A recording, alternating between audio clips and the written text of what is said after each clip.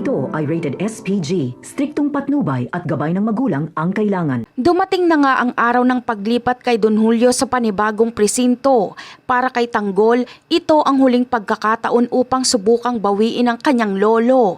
Nag-uumapaw ang kaba sa kanyang dibdib dahil alam niyang kritikal ang bawat sandali. Hindi siya maaaring pumalya sa planong ito. Ang paglipat na ito ay hudyat na kailangan niya ng kumilos ng mabilis bago pa mahuli ang lahat. Buo na ang kanyang desisyon na ililigtas niya si Don Julio anuman ang mangyari. Ang pinakamatinding alalahanin ni Tanggol ay ang posibleng sapitin ng kanyang lolo sa kamay ng mga otoridad sa bagong kulungan. Sigurado si Tanggol na hindi titigilan si Don Julio hanggat hindi ito nagsasalita. Alam niyang gagamit ng dahas sa mga pulis para pilitin itong umamin at ituro kung saan sila nagtatago. Ang pag-iisip pa lang na masasaktan ng matanda ay hindi na kaya ni Tanggol. Hindi niya hayaan na ang lolo niya ang magdusa at pagbayaran ang mga bagay na siya ang may gawa. Kahit na napakaraming pulis ang magbabantay sa gagawing paglipat, handa si Tanggol na sumugal.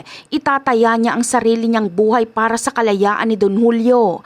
Para sa kanya, mas gugustuhin niyang siya ang mapahamak kesa makitang naghihirap ang kanyang lolo. Ngunit sa dami ng mga bantay, mukhang napaka-imposible ng kanyang binabalak. Halos walang butas na makita si Tanggol para maisagawa ang pagliligtas. Sa puntong tila wala ng pag-asa at mukhang hindi na talaga kakayanin ni Tanggol ang mag-isa, isang hindi inaasahang tulong ang darating. Si Ponggay na isa mismong alagad ng batas ang siyang gagawa ng paraan para kay Tanggol. Bagamat nasa panig ng batas ang kanyang trabaho, mas pinili niyang tulungan si Tanggol.